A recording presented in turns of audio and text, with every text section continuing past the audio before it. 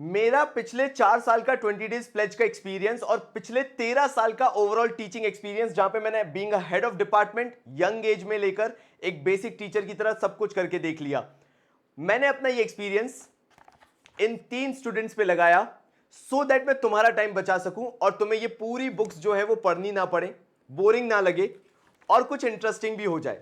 मैंने कुछ नहीं किया, एक बीएसटी की मीम बुक डेवलप की।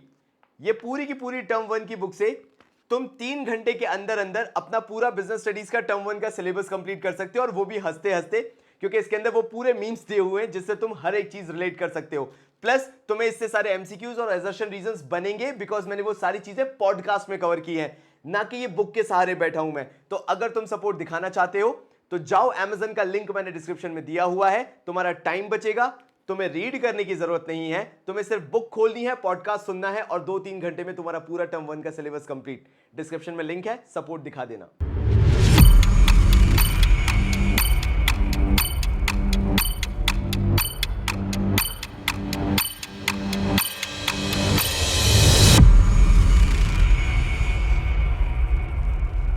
नमस्कार मेरे भाइयों, बहुत स्वागत है तुम्हारा 20 डेज प्लेज में। क्या हो अगर कोई तुम्हें यह बता दे कि इस चैप्टर में से बस इतना कर लो, असर्शन रीजंस बन जाएंगे, केस स्टडी जैसा कुछ भी बनता होगा वो भी बन जाएगा, साथ में अगर एमसीक्यूज होंगे तो भाई वो तो ऐसे बनेंगे कि तुम्हें लगेगा ये बाबाजी ससुरे का ये 30-40 मिनट अगर टोटल दोनों पार्ट मिला लिए जाए मैनेजमेंट के चैप्टर के, तो का चमत्कार करके चले गए। देखिए भैया जी, हम मॉडर्न वर्ल्ड के मॉडर्न बाबाजी हैं, जो कि एक फैसिलिटेटर भी हैं।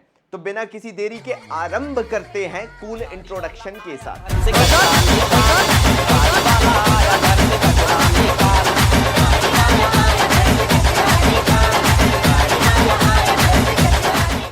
तो मैं सोच रहा था, और मैं बहुत ज्यादा सोच रहा था, ओवर थिंकिंग में चला गया था, तुम समझ रहे हो। तो मेरे को एक चीज समझ में आई कि जो मुझे क्राउड देखता है ना, वो तो या तो एवरेज है या बिलो एवरेज है, या फिर सीधे सेगमेंटेशन करा जाए तो भैया टॉप करना है। 20 डेज प्लेज में देखने आते हैं कि ऐसा क्या खास है जो हमने नहीं पढ़ा है। मैं तुम्हें तीनों फ्लेवर देने वाला हूं मेरे भाइयों इस बार।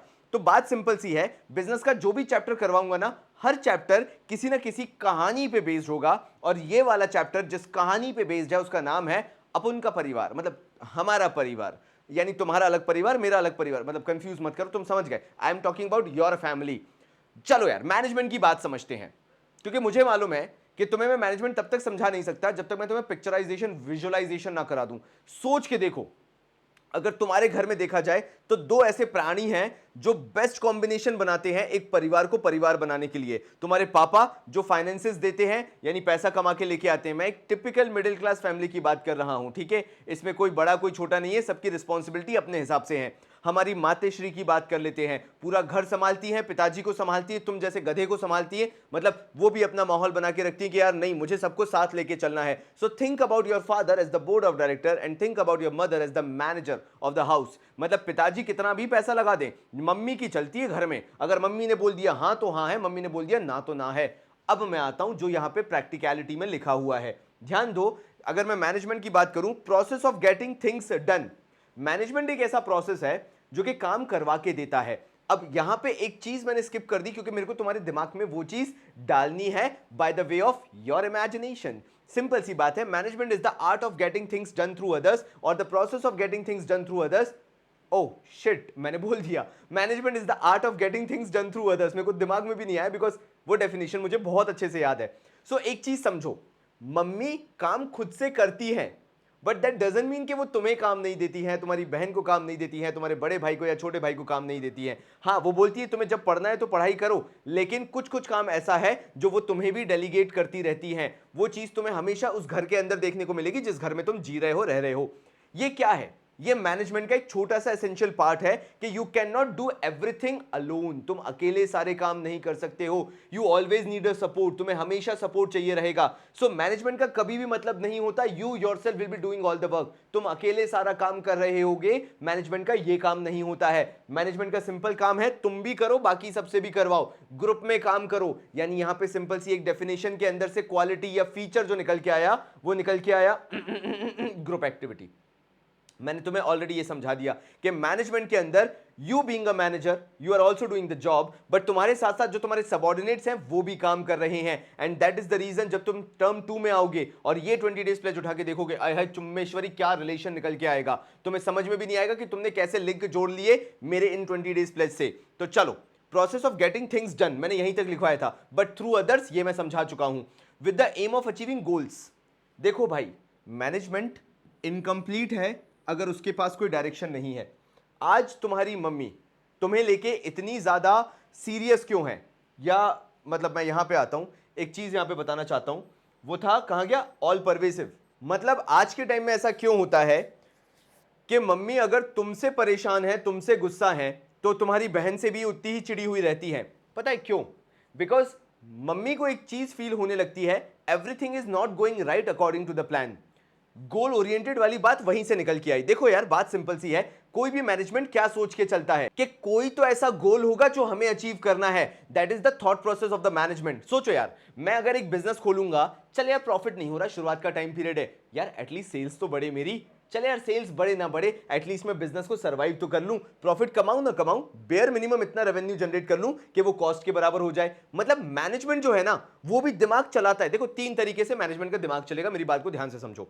सर्वाइवल होता है, प्रॉफिट होता है, एंड देन ग्रोथ होती है। सर्वाइवल का मतलब क्या होता है, कोई भी बिजनेस अगर स्टार्टअप कर रहा है, शुरुआत कर रहा है, उसको सबसे पहले सर्वाइव करना जरूरी है, अपनी बेसिक कॉस्ट निकालना जरूरी है। जब बिजनेस कॉस्ट निकाल लेगा तो बिजनेस प्रॉफिटेबिलिटी में आएगा। जब बिजनेस प्रॉफिट कमाता चला जाएगा, एक पॉइंट पे जाने लगेगा, तब जाके बिजनेस क्या करेगा, उस चीज में ग्रोथ देखेगा। Okay, I have enough profit, मेरे पास सफिशिएंट प्रॉफिट है, चलो अब ग्रोथ के बारे में डिस्कस करना चालू करते हैं। मैं यहां पे यही समझाना चाह रहा हूं, वो जो मम्मी का माइंडसेट होता है ना, अगर मम्मी किसी बात को लेके परेशान है, तुमसे अच्छा बिहेवियर नहीं रख रही, तुम्हारी बहन से अच्छा बिहेवियर नहीं रख रही, तुम्हारे भाई से अच्छा बिहेवियर नहीं रख रही, फैमिली में एक अलग ही केओस सा नजर आता है। मतलब फील होता है बट समझ में नहीं आता है कि कहां है, फिजिकली कहीं प्रेजेंट नहीं दिखेगा बट उसकी प्रेजेंस फील होती रहती है तुम्हें। उसका मतलब क्या है, everything is not going according to the plan. मतलब कहीं ना कहीं कुछ ना कुछ मिसिंग है, और बिजनेस को भी वो चीज पता चल जाती है। तो एक चीज ध्यान रखो कि अगर it is an art of getting things done through others, देखो मैं क्या शानदार रिलेशन जोड़ने वाला हूं, सुनो मेरी बात ध्यान से, क्योंकि ये चीज तुम्हें कोई अभी तक समझा नहीं पाया होगा जो मैं समझाना चाह रहा हूं। Yes, management is the art of getting things done through others, और गेटिंग थिंग्स डन, बस इतना बोल लो वो भी चल जाएगा। लेकिन एक बात को समझो, सिर्फ काम कर देने से मैनेजमेंट नहीं बन जाता है, क्योंकि तुम लोग यहीं पे एजर्शंस और रीजंस में गलती करोगे, यहीं पे तुम एमसीक्यूज में गलती करोगे, और फिर तुम्हें कोई महात्मा बता रहा होगा केस स्टडीज के लिए और एजर्शंस के लिए तो अलग से पढ़ना पड़ता है। बात समझो मेरी, it is all about, yes चीजें दूसरों से करवाना है, yes it is all about getting things done, लेकिन ये तो सिर्फ पार्ट 1 है, डेफिनेशन का, कॉन्सेप्ट का पार्ट 1 है भाई। पूरा चैप्टर तुम्हें घंटा ही समझ में आएगा अगर ये बेसिक समझ में नहीं आया। Yes, it is the art of getting things done through by me और by whatever my subordinates are there, जितने भी मेरे साथ काम कर रहे हैं। मतलब मातेश्री को भी काम करना है, अपने बच्चों से भी कुछ ना कुछ सपोर्ट लेना है। बात यहां खत्म नहीं हुई, इट इज ऑल्सो अबाउट कि वो सारा काम जो है वो कोई गोल को अचीव करने के लिए होना चाहिए। मतलब मम्मी भी ये सोचती है कि अपने बच्चों को जिम्मेदारी मैं क्यों दे रही हूं, हाथ में पैसा क्यों दे रही हूं, बाहर सामान ले जाने क्यों दे रही हूं, ताकि मेरे बच्चे इन सब चीजों को समझें और पैसे की वैल्यू करना चालू करें। एक और बात, माँ क्या चाहती है, घर में वो चीजों से खुशियां आए, उस चीज से टेंशन ना आए। तुम कभी ये खड़े होकर ना बोल दो कि यार मम्मी आपने मुझे काम में लगाए रखा इसलिए मेरा रिजल्ट बिगड़ गया है, तो मम्मी उस चीज को एक बैलेंस आउट तरीके से लेके चलती है। लेकिन सोचो, कभी मम्मी ने पूरा परफेक्ट प्लान बना लिया हो और घर पे आने वाली मेड ना आई हो, काम करने वाली दीदी ना आई हो, कितना केओस हो जाएगा और वहीं से टेंशन चालू हो जाएगा। दैट मीन्स द गोल्स और the daily task are not being achieved properly, because जो फंक्शंस परफॉर्म करने वाले थे उनमें से कोई एक आध एब्सेंट हो गया। अगेन मैंने स्टाफिंग का एक रूल बता दिया कि भैया कंपिटेंट पर्सनल लेके आओ और मेडिकल सर्टिफिकेशन उनका होना चाहिए। आगे चल के पढ़ोगे, लेकिन मैं तुम्हारे कॉन्सेप्ट्स डेवलप कर रहा हूं। सीबीएसई जब ये कहता है कि कॉन्सेप्ट्स पूछेंगे तो वो कबर खोद देंगे एमसीक्यू में, और तब तुम राम कहानी नहीं लिख के आ सकते, ये वाली कहानी तुम्हें हेल्प करेगी। तो आगे बढ़ता हूं, achieving goals effectively and efficiently. देखो यार, मैंने काफी लोगों को देखा है इस पे फोकस करते हुए, एफिशिएंटली और इफेक्टिवली पे, ये जो मैंने लिख रखा है, मतलब इफेक्टिवली और एफिशिएंटली की बात कर ले। अब देखो यार, इफेक्टिवली का मतलब हो गया टाइम से रिलेशन। देखो मेरे भाइयों, मैं मानता हूं कि इसका बहुत बड़ा इंपैक्ट है। और जैसे एफिशिएंटली का मतलब होता है, एफिशिएंट होना मतलब क्या होता है, कॉस्ट एफिशिएंट होना। तो भैया इसका रिलेशन हो गया कॉस्ट से। मैं तुम्हारी बात समझता हूं कि इससे बहुत बड़ा एक डोर ओपन अप हो जाता है, लेकिन ये कॉन्सेप्ट का थर्ड पार्ट है। मेरे को पता है क्या डर है, मैं ये सब चीजें जानता हूं और ये मैं बहुत पहले से सालों से पढ़ा रहा हूं, लेकिन मैं इस साल जानता हूं the weightage will be for the first two things, that it is the art of getting things done through others और it is the art of getting things done. दूसरी चीज इसके अंदर जो आएगी वो है गोल ओरिएंटेड चीजें, कि whatever you are doing for the purpose of achievement of organisational goals. Yes, उसके अंदर आता है कि भैया with minimal time and minimal cost या ऑप्टिमम यूटिलाइजेशन ऑफ रिसोर्सेज। अगर तुम्हें इसके अंदर रखना है ना तो लिख लेना ऑप्टिमम यूटिलाइजेशन ऑफ रिसोर्सेज। हम इसको अवर अवर कहते हैं। हम जब भी एफिशिएंटली की बात करते हैं तो we always say our our, R R, अंग्रेजों आर आर कहते हैं इसे, मतलब optimum utilisation of resources. Yes, it plays a vital role in the concept making of management, कि अगर आपकी कॉस्ट बढ़ गई या कॉस्ट ज्यादा चली गई या maybe you are taking endless time, के उसके अंदर कोई रूल एंड रेगुलेशन ही नहीं लग रहा है, कोई चीज एक साल के अंदर होना चाहिए, you are achieving that target within like 5 years 6 years of time period, वो चीज फिर उतनी फ्रूटफुल नहीं होगी। I can totally understand, but ये थर्ड पार्ट है जो तुम्हें डेफिनेशन का याद रखना है। मैंने पूरी डेफिनेशन को 3 पार्ट में डिवाइड करके इसलिए दिखाया क्योंकि एजर्शंस और रीजंस अगर आते हैं तो पूरे के पूरे चैप्टर में से ये कोई नहीं बताएगा तुम्हें। मेरी आंखों में देख रहे हो कि नहीं देख रहे हो, मैं मजाक नहीं कर रहा हूं। अगर पूरा चैप्टर करना है तुम्हें, तो अगर तुमने ये 5 से 7 मिनट या 10 मिनट जो मैंने दिए हैं, मेरे साथ बिता दिए हैं ना, अब तुम्हारा ये चैप्टर कोई गलत नहीं कर सकता है। आगे बढ़ता हूं, मैं अगेन सोच में पड़ गया management is a goal oriented के अंदर में, और क्या आगे बता दूं, क्योंकि तुम्हें याद ही करने की जरूरत नहीं है। Management is a goal oriented मैंने ऑलरेडी तुम्हें समझा दिया है, यहां पे मैंने तुम्हारा टाइम सेव बहुत आसानी से कर लिया है। Then comes management is dynamic. अब तुम मुझसे चाहोगे बाबा जी कुछ ऐसा बता दो इसके अंदर कि डायनेमिक हमें हमेशा के लिए याद हो जाए। लिख दिया मैंने, और मैंने जो लिखा है बस उतना ही पूछा जाएगा। मैंने इससे पहले बिजनेस एनवायरनमेंट तुम्हें इसलिए पढ़ाया है, पता है मेरा जो लॉजिक होता है ना, कोई भी चैप्टर को इंक्लूड करने का या किसी भी चैप्टर को पहले पढ़ा देने का, there is always a logic. Because मैं 20 डेज प्लस वही कल नींद से उठ के नहीं बना देता हूं, there is a proper strategy की काय को ये बनाया गया है। अब सुनो मैनेजमेंट इज डायनेमिक की कहानी। मैंने तुम्हें यह बता दिया कि there is no control of the organisation on the external factors. Internal factors पे बिजनेस एनवायरनमेंट के जो इंटरनल फैक्टर्स होते हैं उस पे तो ऑर्गेनाइजेशन कंट्रोल कर सकती है। स्टाफ लेजी हो रहा है या फलाना ढिमका 10 चीजें हो रही हैं, that can be controlled by the organisation बड़े आराम से, कोई प्रॉब्लम नहीं है। एक को फायर करो 10 के 10 खड़े हो जाएंगे, गधों की तरह सीधे काम करने लगेंगे, बिकॉज तुमने एक को फायर कर दिया, नौकरी से निकाल दिया है। So internal environment can easily be manage because there are managers. Mummy ने 2 थापड़ लगाए, खत्म हो गए। तुम समझ रहे हो मेरी बात को? मम्मी ने बोला बाहर जाना है, नहीं मम्मी ने नहीं बोला, तुमने बोला बाहर जाना है, मम्मी ने बोला नहीं जाना है, तुमने बोला मैं तो जाऊंगा, मम्मी ने कहा पापा को फोन लगा दी हूं, एंड ऑफ डिस। तुम समझ रहे हो? उसके बाद बात ही नहीं होती। तुमने कभी बात की हो तो देख लेना, इसके बाद चांटे ही पड़े होंगे, बट उसको भूल जाओ। यहां पे एक और चीज याद रख लो कि मैं जब बोलता हूं मैनेजमेंट इज डायनेमिक, इसका मतलब क्या है कि मैनेजमेंट चेंजिंग है, मतलब मैनेजमेंट अपने आप को ढालना जानता है। अब यार तुम बोलोगे बाबा जी बिजनेस एनवायरनमेंट में आपने कॉन्ट्रोडिक्टरी बताया था। बिजनेस एनवायरनमेंट में आपने बोला था कि business environment is actually the totality of external forces जिसको बिजनेस कंट्रोल नहीं कर सकता है। एब्सोल्युटली राइट यार, मैं अभी भी कहां कह रहा हूं कि इस चीज को कंट्रोल किया जा सकता है। मैंने कहा मैनेजमेंट इज डायनेमिक। अगर बाहर चेंजेस नहीं आ रहे, बिजनेस एनवायरनमेंट में बता दिया कि yes it is out of the control of the management, but that doesn't mean you can not change yourself और mould yourself with the changing business environment. यहां पे मैं वही समझाना चाह रहा हूं, management can change itself to a certain extent. थोड़ी डिग्री तक मैनेजमेंट अपने अंदर वो चेंजेस लेके आ सकता है, सो दैट इन केस अगर कोई ऐसा मेजर चेंज मार्केट के अंदर आया है जो मैनेजमेंट अगर अडॉप्ट नहीं करेगा तो शायद मार्केट से थ्रोन आउट हो जाएगा, मैनेजमेंट इसको ऑप्ट करेगा। अच्छा बाबा जी एग्जाम्पल दो यार, मतलब एग्जाम्पल क्या ही दोगे आप, मतलब कुछ तो समझाओ ऐसा। देखो मम्मी है, मम्मी तुम्हें बाहर जाने खेलने से रोकती है, बहुत हद तक रोकती है कि तुम बाहर नहीं जाओगे, ये नहीं करोगे, वो नहीं करोगे, ऐसा नहीं करोगे, बट मम्मी बाहर मोहल्ले में बाकी सारी आंटियों को देखती है कि भैया वो भी तो कर रहे हैं, अपने बच्चों को भेज रहे हैं। अब मम्मी जानती है कि ज्यादा बंदिशें लगाएंगे तो बच्चा वैसे भी हाथ से निकलने ही निकलना है, तो मम्मी क्या करेंगी, थोड़ी सी ढिलाई देना चालू कर देगी। चल ठीक है 2 घंटे हुआ, चल ठीक है 1 घंटे हुआ। वहां पे मम्मी कॉम्प्रोमाइज नहीं कर रही है तुम्हारे साथ, ये तुम्हारे आगे झुक नहीं रही है। वहां पे मम्मी जानती है कि डायनेमिक एनवायरनमेंट है बाहर, सोशली कल्चरली मॉरली जो भी तुम बोलना चाहते हो वहां पे चेंजेस आ रहे हैं, इसलिए मम्मी को भी चेंज होना पड़ेगा। यहां पे मैनेजमेंट भी वही कह रहा है कि मैनेजमेंट रिजिड हो सकता है, okay we will not do it. अरे एप्पल की बात ले लो यार, एप्पल ने अपने फोन्स को अपने हिसाब से चेंज किया, लेकिन कस्टमर फीडबैक भी उतना ही लिया। ध्यान देना, ये जो एप्पल आईफोन 12 देख रहे हो या 13 देख रहे हो, इसमें जो तुमने डिजाइन चेंज देखा है ना कि साइड से जो पैनल है या बेजल्स है वो अलग ही फ्लैट कर दी गई हैं, ये कस्टमर फीडबैक से आया, बिकॉज कस्टमर बहुत टाइम से, सालों से डिमांड कर रहा था। तो एप्पल ने ये नहीं बोला नहीं भैया हम रिजिड हैं, हम नहीं करेंगे, करना पड़ा। That means management is dynamic, यानी मैनेजमेंट अपने अंदर वो छोटे छोटे चेंजेस लेके आ सकता है। क्या मेजर चेंजेस लेके आएगा? नहीं, वो शॉर्ट टर्म में पॉसिबल ही नहीं है। ये कहीं पे लिख लेना। Dynamic doesn't mean you will completely change your management, completely change your organization, all the objectives of the organization, never going to happen. What management is dynamic means you will bring certain changes in your organization, at least that will be suitable for the outside environment, that will be somehow be in harmony. Harmony जानते हो, सद्भावना के साथ चलेंगे। हाँ भैया हमने accept करा है सोशली क्या मांगा जा रहा है, वहां पे इकोनॉमिकली मार्केट से क्या मांगा जा रहा है, these things are being accepted by the organization and that is why management is termed as dynamic. देखो यार, मैं बहुत ऑनेस्टली बोलूंगा, अगर तुम वीडियो में यहां तक आ गए हो, मैं बिल्कुल समझ रहा हूं कि तुम्हें बहुत मिनिस्क्यूल लेवल पे पढ़ना है और तुम्हें एमसीक्यूज के थ्रू रिजल्ट लेके आना है। आई कैन टोटली अंडरस्टैंड, लेकिन यहां पे मैं जितनी कहानी बता रहा हूं ना, मैं डंके की चोट पे तुमसे कह सकता हूं कि सारे क्वेश्चंस पूछे जाएंगे और तुमने क्योंकि ये टाइम स्पेंड नहीं किया होगा, क्योंकि मैंने अपना रिसर्च कर लिया है, तुम्हारे पास कैपेबिलिटी होगी 1 2 3 4 बुक लेने की।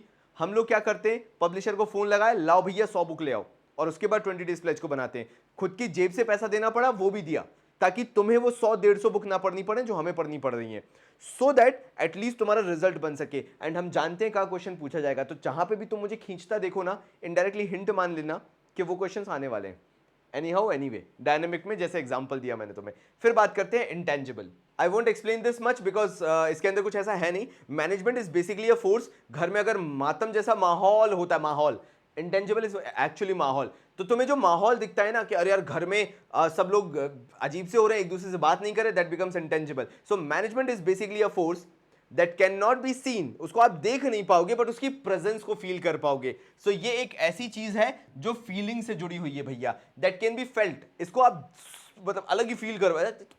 होता क्या है, देखिए मैं बता रहा हूँ मैं कैसे फील कर, लाइक इसको मैंने कैसे पढ़ा। मैं भाई सिंपल पता है क्या करता था, मैं जब भी कहीं पे जाता था ऐसे बड़े बड़े फैंसी फैंसी शोरूम्स में, अपन दिहाड़ी 12वीं के बाद अपन एकदम खच्चड़ इंसान थे, तुम समझो इस चीज को। तो अपन जब भी किसी महंगे शोरूम में जाते थे ना, अपन जब वहां पे देखते थे अरे भैया क्या क्या रखा हुआ है, तो वहां पे अपनी ऑटोमेटिकली अंग्रेजी निकल जाया करती थी कि भाई अरे यार या समझ रहे हो, और इतनी अंग्रेजी निकलती थी क्योंकि इससे ज्यादा आती नहीं थी। यहाँ पे भी वही चीज है, आपकी अगर वो फीलिंग्स चेंज होना हो चालू हो जाए ना, लाइक अगर आपको किसी ऑर्गेनाइजेशन के अंदर अलग ही मोटिवेटेड एम्प्लॉइज मिलते हैं, आपको समझ में नहीं आता कि ये इतने मोटिवेटेड क्यों है, लाइक ऐसा क्या ही हो गया है जो इतने कूल कूल चल रहे हैं, ये मतलब इतने अलग ही लेवल पे काम करने को तैयार हैं। और किसी दूसरी ऑर्गेनाइजेशन में, एसबीआई में चले जाओ, बैंक में, ऐसा लगता है कि भाई तू पैसा दे मत दे, चांटा मत मार देना मेरे अंदर। मतलब तुम्हें लिटरली फील आता है वहां पे जो एम्प्लॉइज बैठे होते हैं कि तुम पैसा जमा करने गए हो, घर आए तो पता है वो चांटा खा के आ रहे हैं हम वहां से, क्योंकि वहां के लोग ही बड़े रूड से थे। तो वो क्या होता है, management is a force that looks like intangible. वो फीलिंग आपको आती है, कभी भी आप उसको फिजिकली प्रेजेंट नहीं देखोगे। लाइक मैंने आज तक कभी मैनेजमेंट से हाथ नहीं मिलाया, लोगों से मिला है बट मैनेजमेंट से नहीं मिला। मैनेजमेंट कोई फिजिकली प्रेजेंट नहीं होता, ये चीज तुम्हें पता होना चाहिए। Coming to the next topic, all pervasive. अब यार ऑल परवेसिव, यहां पे मुझे तुम्हें थोड़ा सा एक्सप्लेनेशन देना पड़ेगा। अब तुम मुझसे पूछोगे यार ऑल परवेसिव को बाबा जी टेक्निकलिटी में बता दो बस कि एमसीक्यूज हमारे हो जाए, क्योंकि इस पे एजर्शन तो नहीं आना, गारंटीड लिख के ले लो आज के टाइम पे। मुझे मालूम है they can not ask any assertion और रीजन क्वेश्चन फ्रॉम हिट। तो ऑल परवेसिव का मतलब क्या हुआ, present everywhere, all departments, all organization at all the levels of organization, all departments, all organization and at all the levels of the organization। कहीं पे Munna note कर लो, इसके बाहर से क्वेश्चन नहीं आना है। अगर इतना भी तुमने याद रख लिया तो तुम्हारा ऑल परवेसिव कभी गलत नहीं हो सकता। हाँ भैया मंदिरों में है, मस्जिदों में है, गुरुद्वारे में है, बर्थडे पार्टीज में है, न्यू ईयर इवेंट, वो सब नहीं आएगा, टू बी वेरी ऑनेस्ट। फिर से बोल रहा हूं, all departments, all organizations and all the levels in the organization, ये तीन चीजें पूछी जाएंगी, कहीं पे भी लिख लेना। नेक्स्ट आ जाते हैं, management is multi dimensional and guaranteed. ये एजर्शन में आएगा या आने की बहुत हाई चांसेस है, संभावना है, and that is the reason मैंने इसको कॉन्सेप्ट के अंदर बहुत डिटेल में समझाने भी वाला हूं या इंक्लूड किया है। देखो management of work people and organization का मतलब क्या हुआ, ये बहुत सिंपल सी बात है कि पूरे मैनेजमेंट में सिर्फ तीन चीजें काम करती हैं, एक तो काम, दूसरा पीपल, दोनों को मिला के बन जाती है ऑर्गेनाइजेशन। यानी सिंपल सी बात यह है कि तीन तरह के टारगेट्स आपको अचीव करने हैं, that is the reason management multi dimension है। काम को मैनेज करना सबसे ज्यादा जरूरी है, यानी जितने भी लोग काम कर रहे हैं उनके थ्रू जो टास्क परफॉर्म किए जा रहे हैं, actual work that they are doing. See because एक ऑर्गेनाइजेशन के अंदर 10 तरह के काम होते हैं और 10 के 10 को परफेक्ट होना जरूरी है। हम अपने घर वालों को या अपने से जो बड़े होते हैं, घर में जितने भी लोग होते हैं, हम उनको सिर्फ एक तराजू में नहीं तोलते हैं। जैसे अगर हमारा बड़ा भाई है, पढ़ने में भी अच्छा होना चाहिए, डिसिप्लिन भी उतना अच्छा होना चाहिए, कोई गलत आदतें भी नहीं होनी चाहिए। हमारी मम्मी के साथ अगर हम बात करें, खाना भी टेस्टी बनाना चाहिए, हमारा ख्याल भी पूरा रखे, ऊपर से हमें कपड़े भी कभी खुद ना धोना पड़े। मतलब पता नहीं अजीब तरह की चीज है, बट हाँ, पापा हमारे अच्छा कमाते हो, दिन रात काम करते हो, फिर उसके बाद संडे में हमें घूमने ले जाते हो, everything. That is what multi dimensional thing is. आप जब भी मैनेजमेंट को लेकर सोचोगे तो ऐसे ही 10 तरीके से सोचोगे। उसमें से 3 स्पेसिफिक फीचर। पहला, बिजनेस के अंदर होने वाले काम। अब बिजनेस में सिर्फ एक काम नहीं होता है, सेल्स है, मार्केटिंग है, फाइनेंस है, प्रोडक्ट डिपार्टमेंट होता है, मैन्युफैक्चरिंग डिपार्टमेंट होता है, प्रोडक्ट डिजाइनिंग एंड डेवलपमेंट की बात कर रहा था मैं, R&D, research and development department होता है। ऐसे बहुत सारे डिपार्टमेंट्स होते हैं। वो सारा क्या कहलाएगा? वर्क के अंदर आता है, काम के अंदर आता है, उसको मैनेज करना जरूरी है। अब उसको मैनेज करने वाले लोग होते हैं, वो लोग होते हैं मैनेजमेंट ऑफ पीपल। मतलब आपको उन लोगों को भी मैनेज करना पड़ेगा, and that is the reason तुम किसी भी ऑर्गेनाइजेशन में चले जाओ, there will always be CEOs, CFOs, CAOs, may be managers, या फिर आर्ट डायरेक्टर या फाइनेंस मैनेजर, और न जाने कौन कौन सी तुम्हें डेजिग्नेशन सुनने को मिलती हैं। What that designation is actually is, मैंने तुम्हें आंसर दिया है यहां पे। वो डेजिग्नेशन क्या बताती है? सिंपल सा आंसर, कि तुम मैनेज कर रहे हो लोगों को और तुमने सीधे सीधे उन्हें डेजिग्नेशन देके मैनेज कर दिया है। Okay, now your task is this, your task is that, ये चीज कहलाती है। And then comes the management of the organization. यानी हम ऑर्गेनाइजेशन को एज अ होल लेकर चलते हैं सो दैट ऑर्गेनाइजेशन के गोल अचीव हो सके। सी, काम अच्छा हुआ, लोग बहुत ही अच्छे हैं, लेकिन अगर ऑर्गेनाइजेशनल गोल्स ही अचीव नहीं हुए तो फिर किस बात का मैनेजमेंट? तभी मैंने बोला था मैनेजमेंट की डेफिनेशन 3 पार्ट में। तो एक था ऑर्गेनाइजेशनल गोल, कौन सा था? Second part. वो यहां पे प्रूव हो गया कि organization will always be there whenever we talk about management, that's it. Last जो 6th है ना, management is a group activity, मैं समझा चुका हूं, बट समझ लो आइसोलेशन में नहीं हो सकता। अगर एक मैनेजर इमेजिनरी एक ख्याली पुलाव लेके समझा दे कि यार आइसोलेशन में मैं सब कर लूंगा, मतलब मैं अकेले ही सब कुछ कर सकता हूं, that is not how management works. Management में अगर काम करना है तो आप आइसोलेशन में काम नहीं कर सकते, अकेले होके काम नहीं कर सकते। तो कभी भी आइसोलेशन लिखा देखो तो समझ जाना, अच्छा management is a group activity की बात कर रहे हैं, क्योंकि आइसोलेशन मतलब अकेला, और अकेला कोई भी मैनेजमेंट का काम हो ही नहीं सकता है। थैंक गॉड ये टॉपिक कंप्लीट हुआ, बिकॉज अभी तक मैंने कॉन्सेप्ट कंप्लीट नहीं किए हैं।